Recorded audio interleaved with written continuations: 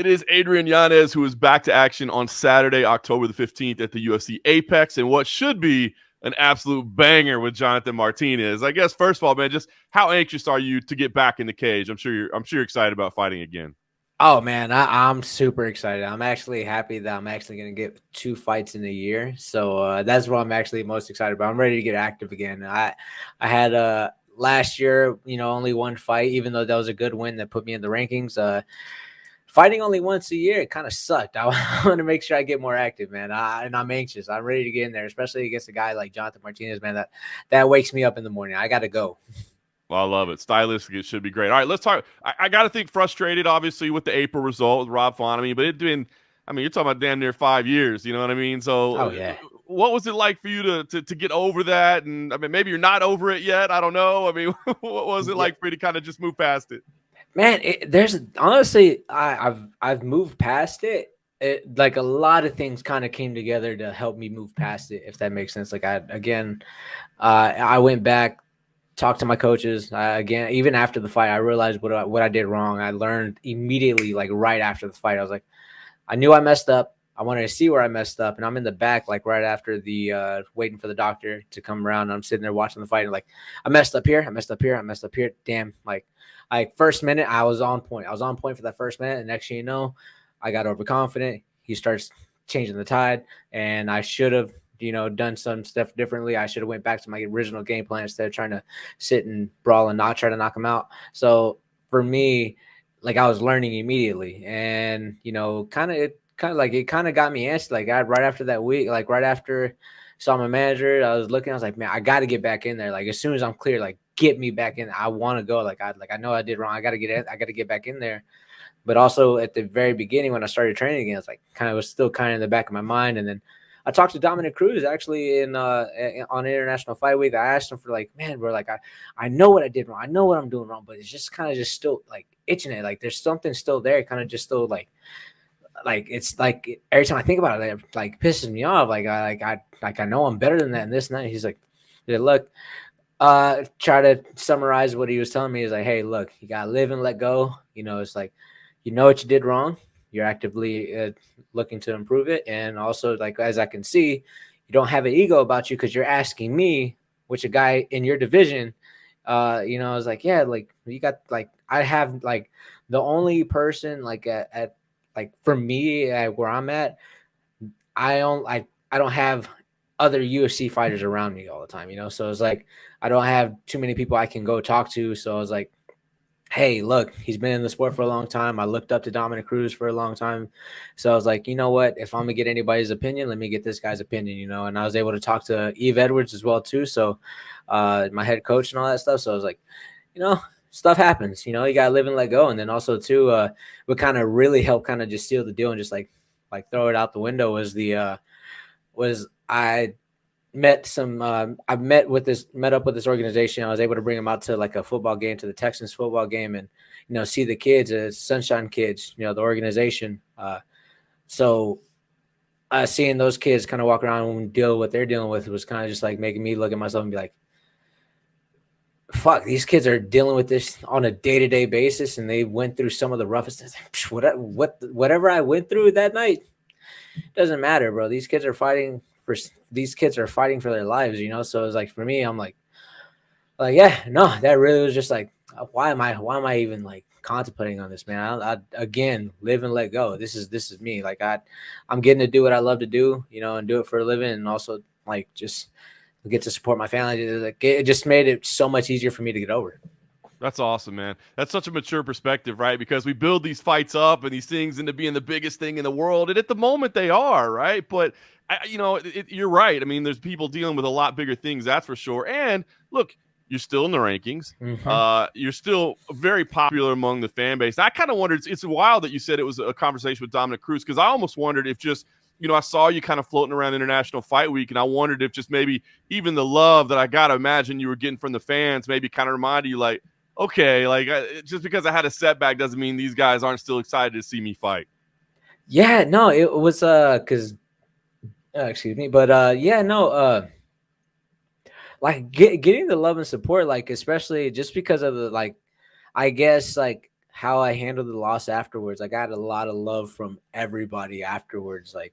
So I knew that the fans would just would just love it. It were just like, I had gotten a lot of support, and and I'm like very blessed that I was able to get that type of support from the fans and everything. Like I've maybe like about 5% of that was trolls, but again, like 95% of it was just positive reinforcement. I had like other UFC fighters reaching out towards me, just like hey, like telling you the same things. Like they're like, even that I apologized after the fight. They're like, hey, don't apologize. Like, who the fuck are you doing this for? I was like, yeah, I know, but I just felt like I had to. But it was the conversation with Dominick Cruz, because like again, like he's been there. Like he's been at the very top of the division. He's like one of the greatest bantamweights of all time. And like I had to talk to him, because like again, he's one of those like guys that, again, like kind of going back to the same sentiment I was saying about Rob Font leading up to the fights. Like he's been in the UFC, like Rob Font was in the UFC whenever I was making my professional debut, and Dominick Cruz has been fighting at the highest levels before I even started my training. So I'm like, of course, I had like, these guys are super knowledgeable. It's talking to Dominick Cruz, like, yeah, I had to get his perspective. So, and it helped me out. It helped me out a lot.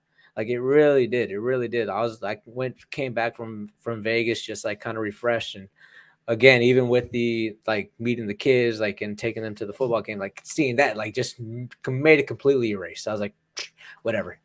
That's awesome, man. That's awesome. All right. Well, I know that if we want to see the inside scoop on the training, we got to go to OnlyFans to check it out, right? That's where you find it. Oh yeah, 100%. But I guess, what can you say about the training? I mean, has it been like big focus shifts? Has it been like, or is it just, slight mental adjustments? I mean, you said you were picking out the mistakes right away. So is this major adjustments in training, or is this just minor little tweaks? It has been minor. It's been a bit of both. Like I've like gotten a little bit more like, hey, like, because I had the mentality beforehand of like reach I for the longest time, because again, like it's I guess like fighting at this highest level is still kind of newer to me, especially because like first like couple fights in the UFC, like I didn't know if I was gonna be fighting that same guy. Like I was like, okay, I might be fighting somebody else, something different. Like I had the regional circuit mindset in my head. It's like, I'm just gonna train. I'm just going to train. Like, this is all I'm just going to do. I'm just going to have my focus on training, just show up every day. And whenever I fight, no game plan, I'm just going to fucking fight. Like, that was the way my process was, and didn't really like kind of try to break anybody down, even though I love breaking people. Like, I love going back and like breaking fights down and all that stuff just on my own time, and like watch what everybody else does and, try to implement it as well. But like, I was just like, you never know who you're going to be fighting. A guy can pull out like the week of, like my UFC debut, man, guy pulled out the week of, and I was like, oh fuck, I gotta fight somebody else. So the same thing, I still kept that regional MMA circuit kind of in my head, because again, on the regional circuit, you never know. You'll have about 5 guys pull out before you actually get your fight. So I just had that mentality, and now it's like, okay, I got to focus on doing certain things different. Technically wise, on my end, I got to be like, okay, well, I saw whenever I was like, again, the finishing sequence, I threw a right hand, left hand was down, and I didn't bring that right hand back to my face. I threw that left hook, and I threw it way too wide.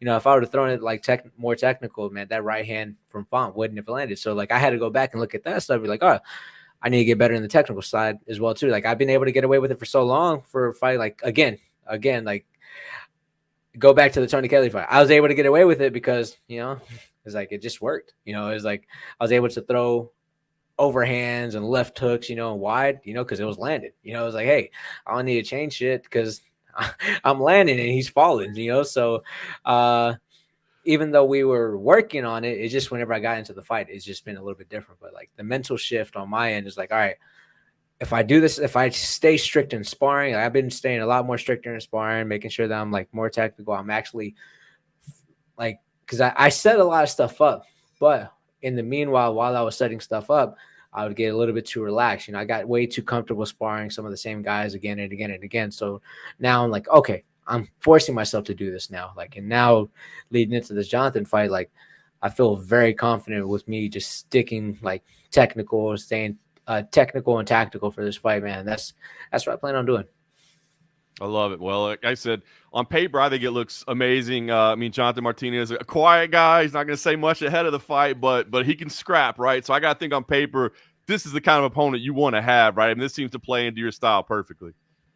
Oh yeah, this is gonna be fun. Like I'm very happy for the fight, but also kind of bummed for the fight because like I got to know Jonathan Martinez in in the International Fight Week, and come to find out, he's a super cool guy, and we just hit it off. Like we were like talk every time we saw each other or doing something with the UFC, like we just gravitate towards each other, and we're just like hanging out with each other, talking, having a good time. Like we shared brown, like we were like we went to go grab brownies together, like in like in that like my camera guy ended up catching that part where like he's like showing Jonathan Martinez eating the brownie. I'm like, he turns to me and I'm eating the brownie. So it's like, yeah, like it's like the guy was cool, man. Even his coach, I ran into his coach in August whenever he was cornering Fury fighters, a fighter in Fury.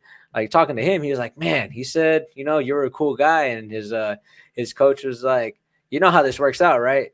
Yeah. He was like, how? He's like, when you usually come back and you end up being cool with a guy in your division, you end up having to fight him next. And I was like, you know what? I had the same conversation with my manager. so so it ended up being like a double-edged sword. Like I ended up liking the guy, and I was like, I really hope I don't fight this guy because he's a really solid, cool guy. And next thing you know, hey, UFC ring. They want you and Jonathan Martinez. Well, all right, I guess that's what we got to do next, right? That's amazing, man. It's funny how it works out. Yeah, he's a good dude, man. That whole crew is solid. Well, I know it's going to be a fun fight either way. I got to ask, I mean, I know you just want to get back in there. You want to right the wrong and all that. Hearing a lot about Austin in December. I mean, are you putting that on the radar? Like, is that crazy to try to turn it around that fast? Or are you maybe thinking? It had like I had like it has to be a first rounder where I stop him. That's the only way I would probably do it because I know this fight stylistically, both of us are gonna like if it goes 3 rounds, we're leaving with some type of injuries. Like there's that turnaround would not be possible.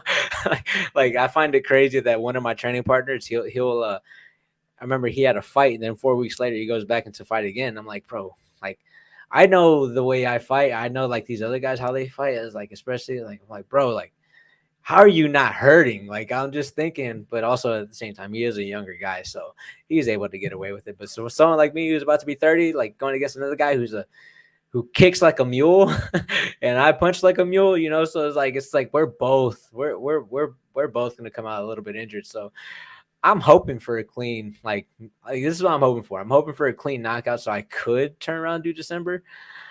But I'm not crossing my fingers for any of this because I know what type of fight I got in front of me. It's a tough fight. Yeah, no doubt about it. I kind of thought that would be the case. It'd be ideal if you could do Austin, but yeah, it doesn't look like it'll be an easy one for sure. Well, I guess last thing for me, Adrian, I mean, look, people are excited about this fight. They know your style's fun. Again, on paper, this one looks to be great. What are you expecting out of this, man? Is it just kind of getting back to winning ways and putting that last one behind? Is it about delivering a statement to like show people I'm still that guy you thought I was? Like, what's the goal here for you? Yeah, it's more along the lines of the second option. Like it's like the second one is like again, going back to that Font fight, looking like I wouldn't have changed. I wouldn't go back and change anything about that because it like again, it's a loss, but again, like they will that day old thing that they always say, you never lose. It's a lesson. You never lose if you learn. I'm like, yeah, I learned, but it's still a loss. So fuck, but it still hurts. But no, like I'm glad, like it helped. Like that loss, like drove another type of fire in me where I was like I have to get better. I have to do this. Like especially if I'm going to be in the top 5, challenging for that belt.